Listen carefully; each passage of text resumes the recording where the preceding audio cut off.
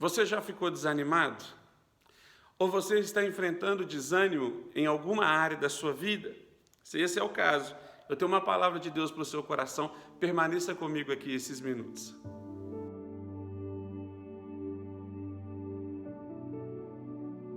A pergunta que surge diante desse momento é: como superar o desânimo? O que fazer com um dos sentimentos mais terríveis que podem assolar e assombrar o nosso coração? Por que o desânimo é tão prejudicial? Por que o desânimo é tão terrível? Primeiro, porque ele é universal. O desânimo alcança todas as pessoas, sejam elas ricas, pobres, altas, baixas. O desânimo alcança todas as pessoas. Além de ser universal, o desânimo ele é recorrente. Ninguém fica desanimado só uma vez na vida. Nós ficamos desanimados por várias vezes e por N motivos. Além de tudo, o desânimo ele é contagioso. Uma pessoa desanimada, ela tem o poder de contagiar o outro com o seu desânimo. Mas nós temos uma boa notícia. A boa notícia é que o desânimo ele tem cura. Eu quero usar como referência a vida de Neemias e quero te pedir, leia esse livro. Eu vou usar o capítulo 4 desse livro para nos ensinar sobre causas e também sobre cura a respeito do desânimo. Neemias foi alguém que encabeçou o regresso para Jerusalém para reconstruir os muros. Nabucodonosor, há 70 anos antes, havia entrado dentro da cidade e destruído tudo. Neemias agora, ele é o líder para reconstruir a proteção daquela cidade, para reconstruir os muros. A Bíblia diz que quando eles começaram, eles estavam animados, estavam cheios de encargo, mas devido às pressões externas e internas também, às circunstâncias, eles desanimaram com aquela obra. Neemias capítulo 4 nos mostra causas do desânimo, mas nos mostra também a cura para esse sentimento que está tentando tomar o nosso coração. O versículo 6 do capítulo 4 diz: nesse modo, nós fomos reconstruindo o muro até que toda a extensão chegou à sua metade e o povo estava decidido ao trabalho. Se você ler o versículo 10 e o versículo 12, você vai perceber que ali já começa os embates. Ali os trabalhadores já não têm mais força, ali nós vemos que eles param para olhar para os entulhos e começam as pressões externas, que agora os inimigos se levantam e dizem: nós iremos capturá-los, nós iremos destruí-los. A pergunta que precisa ser feita é: o que leva as pessoas a ficarem desanimadas? Eu quero falar só sobre dois motivos. A primeira é o cansaço físico. A primeira causa do desânimo é a fadiga. As pessoas de Judá diziam: olha, os trabalhadores já não têm mais força. Em outras palavras, eles trabalharam tanto que se desgastaram fisicamente e emocionalmente. Eles estavam simplesmente cansados.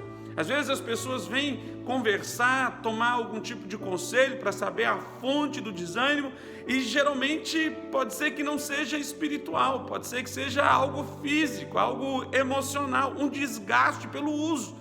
Tudo que se usa está se dado ao desgaste. Então, o físico pode gerar um desgaste e isso pode afetar naquilo que nós temos que fazer. As pessoas dizem: olha, será que eu preciso consagrar mais a minha vida? Será que eu preciso fazer isso mais para que eu possa vencer esse desânimo? Deixa eu te falar, não. Pode ser que o desânimo seja fruto de um esgotamento físico ou talvez emocional. Talvez a pessoa descansando um pouco já ajuda. Talvez ela saindo daquela rotina já coopera para que o ânimo volte novamente. Então, uma vez que você identificar que a causa do seu desânimo pode ser cansaço, a coisa mais espiritual que você tem a fazer é descansar. É fazer algo que gera prazer em você. Vocês estão compreendendo? Pode ser que a causa do desânimo seja um cansaço físico. Mas em que momentos que nós ficamos desanimados? O versículo 6 que nós lemos diz que quando eles chegaram na metade do muro, eles desanimaram. Na metade do muro. É na metade de algo que ficamos mais propensos a desanimar. É na metade de um projeto. Jesus vira para os discípulos e diz: atravesse para o outro lado que depois eu vou. O evangelista ele é cirúrgico quando diz que quando eles chegaram no meio do mar, levantou uma tempestade. Deixa eu te falar, as maiores crises da sua vida, elas não se dão no começo de um projeto, porque no começo de um projeto você está animado, tudo é novidade. Elas também não se dão no fim de um projeto, porque no fim você está vendo a linha de chegada, você tira força de onde não tem. as maiores crises e desânimos da nossa vida é quando nós estamos no meio de alguma coisa. É quando nós estamos no meio, que você não vê o ponto de partida nem o ponto de chegada. É ali que o desânimo aflora. Então talvez você está passando por um desânimo porque você está no meio de algo. E a tendência natural é: eu vou desistir, eu vou recuar, eu vou voltar para trás. Deixa eu te dizer, a mesma força que você precisa para voltar é a mesma força que você precisa para concluir. Então a decisão é sua. O primeiro motivo que pode levar as pessoas a desanimarem é um cansaço físico, o segundo é a frustração. O texto diz que eles ficaram frustrados com tanta bagunça, tanto entulho, e a pergunta é: nós iremos conseguir reconstruir esse muro? Não. O que é o entulho?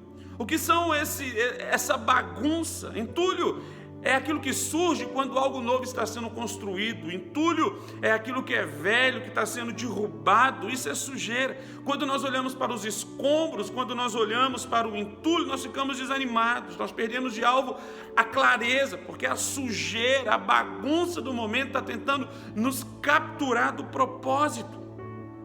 Está tentando nos arrancar de Deus. Talvez você está realizando um projeto, é inevitável que se tenha lixo, é inevitável que o lixo ele se acumule. Deixa eu te falar, você já reformou a sua casa dentro de casa?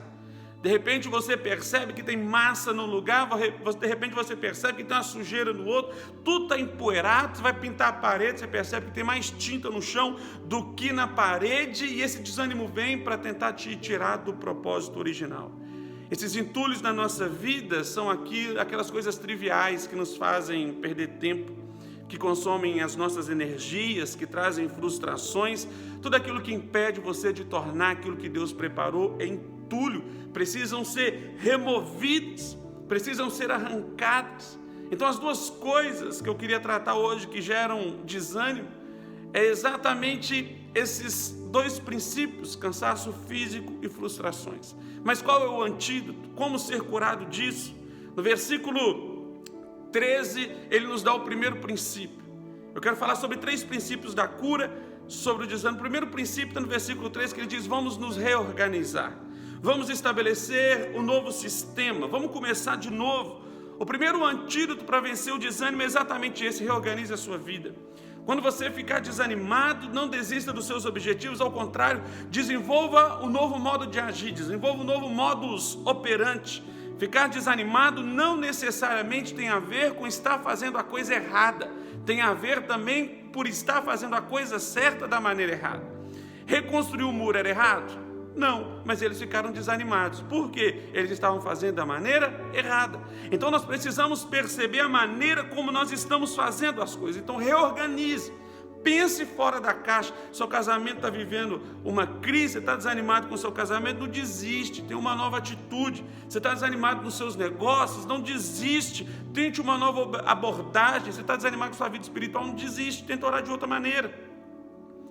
A segunda maneira que nós temos de vencer o desânimo, de acordo com Neemias, é se lembrando. Ele diz no versículo 14: não tenham medos, mas lembre-se do Senhor.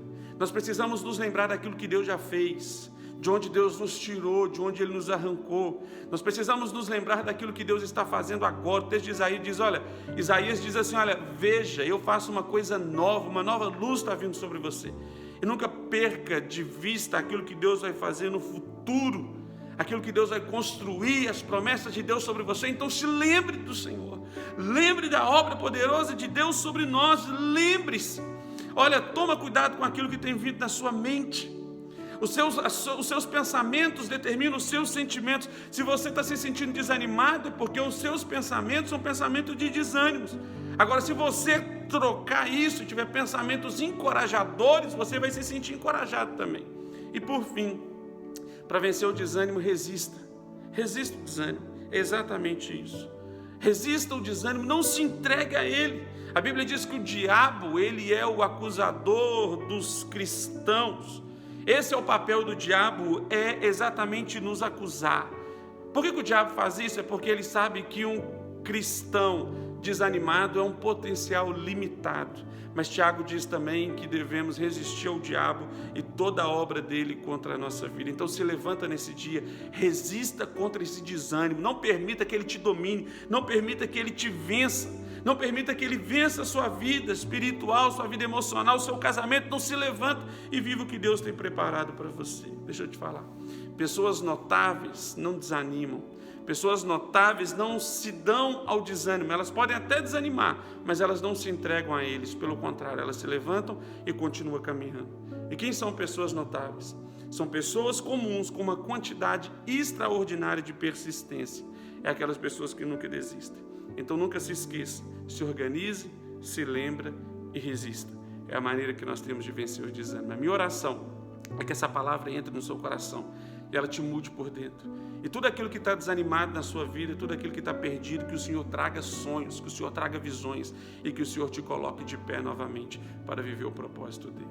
Deus abençoe sua vida, um prazer estarmos juntos. Como de costume, eu quero indicar hoje esse livro do Tim Keller, Encontros com Jesus. Ele nos ensina, através de pessoas que Jesus encontrou, como que através da graça dele ele pode dar um ressignificado, ele pode trazer uma nova perspectiva de vida. É um livro fantástico, eu te aconselho a ler, uma leitura muito gostosa, tá bom? Hoje nós encerramos essa série de circunstâncias da vida e eu tenho uma palavra de Deus para você no vídeo que vai sair na próxima sexta-feira, na próxima segunda-feira, então não perca, eu tenho uma palavra de Deus para o seu coração que vai te abençoar. Um grande abraço, fica na paz, fica na bênção, e nós somos o povo da vitória, no nome de Jesus.